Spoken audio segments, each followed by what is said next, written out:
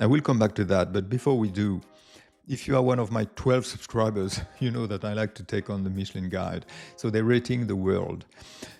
Not only restaurants, it's very subjective. They give a rating from no stars to 3 stars to everything they see.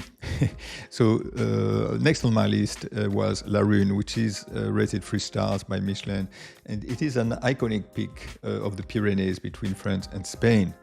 So getting there was interesting. If you cook, you must have heard of the Piment d'Espelette, a small village where they make this type of chili, which is very famous.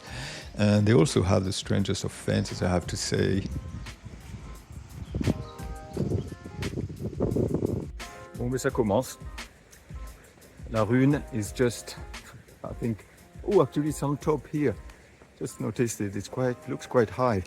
Still time to back off.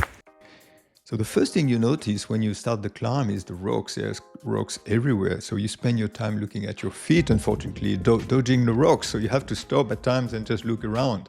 After a while, you reach a forest, and it is the best part of the walk. This is where you see the wild horses, or potoks as they call them, grazing. So they have a bell, but they are wild. So after that, the final walk. Until then, you had several ways to go to that point, but then the final walk, it's the same for everyone, and boy, it's hard. So this is when you realize that you're not as fit as you thought you were.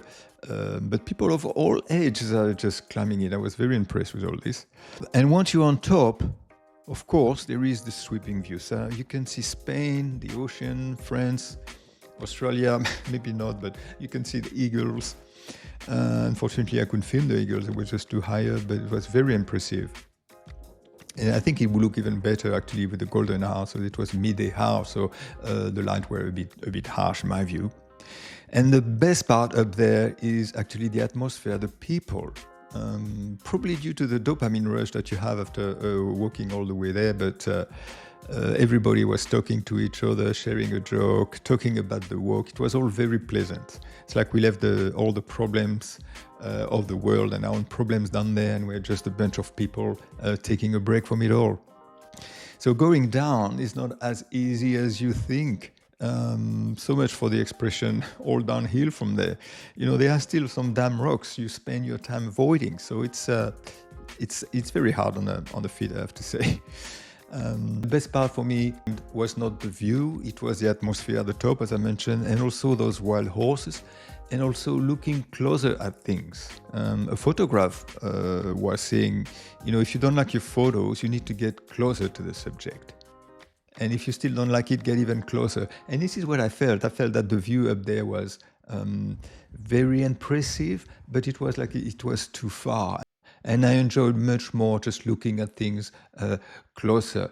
It was just the almost spring over there, and looking at all this, for me, that made the walk even more enjoyable. So this is it for that mountain. Next time I think I'll go more closer to civilization.